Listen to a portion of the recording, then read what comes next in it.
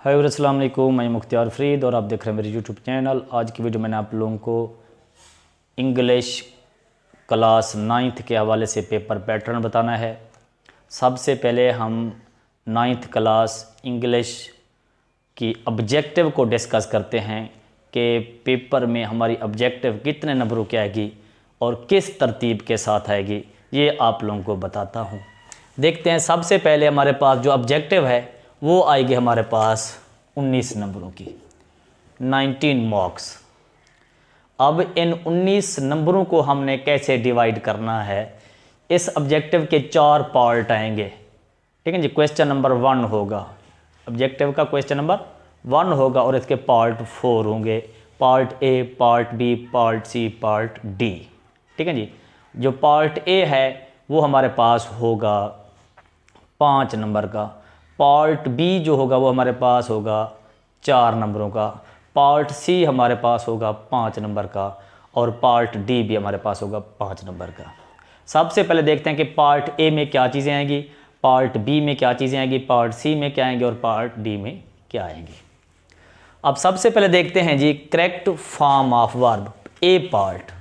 Objective का जो part A है इसमें क्या आएगा, करेक्ट फॉर्म ऑफ वर्ब। वो आप लोगों को एक ऊपर पूछेंगे कि choose the correct form of verb. ये देखें, एग्जांपल देता हूं कि किस तरह आएगी। She dash her cat very much, verb उन्होंने छोड़ दिया।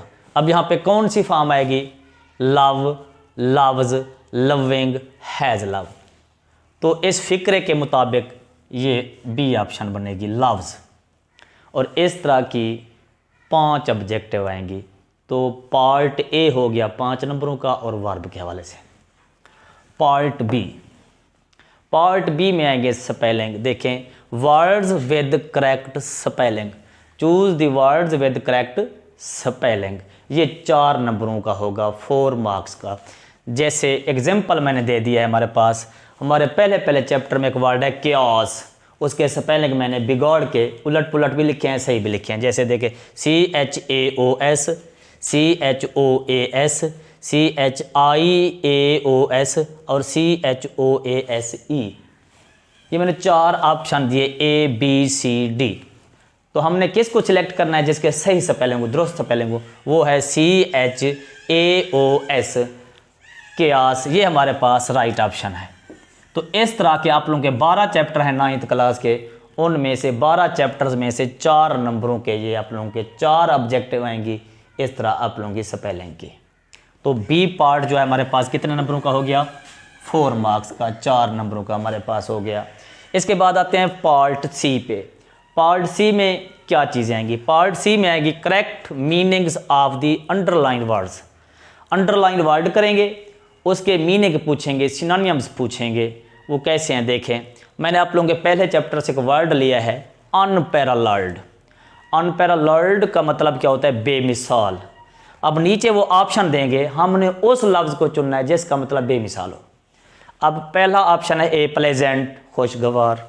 बी ऑप्शन है वर्ड, जिसे हम कहते हैं परेशान। सी ऑप्शन है मैचलेस, बेमिसाल। और डी ऑप्शन है हेल्पलेस, बेबस। तो अब मैच अनपैरेलल्ड के साथ कौन सा लफ्ज़ मैच करता है, मैचलेस। तो ये ऑप्शन इसकी ठीक हुई। तो इस तरह के आप लोगों के करेक्ट मीनिंग चूज़ करने होंगे, ये भी 5 नंबर की ऑब्जेक्टिव आएगी। उसके बाद है जी डी पार्ट, ये ग्रामर के हवाले से है। डी पार्ट ग्रामर के हवाले से है। इसमें ग्रामेटिकली आप लोग से ऑब्जेक्टिव पूछी जाएगी कि ये ग्रामर के लिहाज से ये चीज़ क्या है।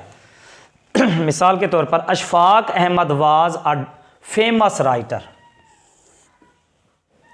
अब फेमस को अंडरलाइन किया मैंने, ये क्या है ग्रामर के लिहाज से। ऑप्शन है ए है एडवर्ब, ऑप्शन बी है एडजेक्टिव, ऑप्शन सी है प्रोनाउन, ऑप्शन डी है वर्ब। तो फेमस ग्रामर के लिहाज से एडजेक्टिव है, तो ये हमारे पास ऑप्शन ठीक है। तो ये आप लोगों का ऑब्जेक्टिव वाला हिस्सा हो गया, 19 नंबरों का 4 हिस्से। ए पार्ट हो गया हमारे पास वर्ब का 5 नंबर, बी पार्ट हो गया स्पेलिंग का 4 नंबर, 9 हो गए। सी पार्ट हो गया अंडरलाइन वर्ड्स के मीनिंग का, ये 5, 9 और 5 14। और डी पार्ट जो हमारे पास ग्रामर का है, ये भी 5 नंबर का होगा, और 14 और 5 19। तो ये हमारे पास ऑब्जेक्टिव का तरीका है और इसी तरह इसी तरतीब से ही ऑब्जेक्टिव आती है।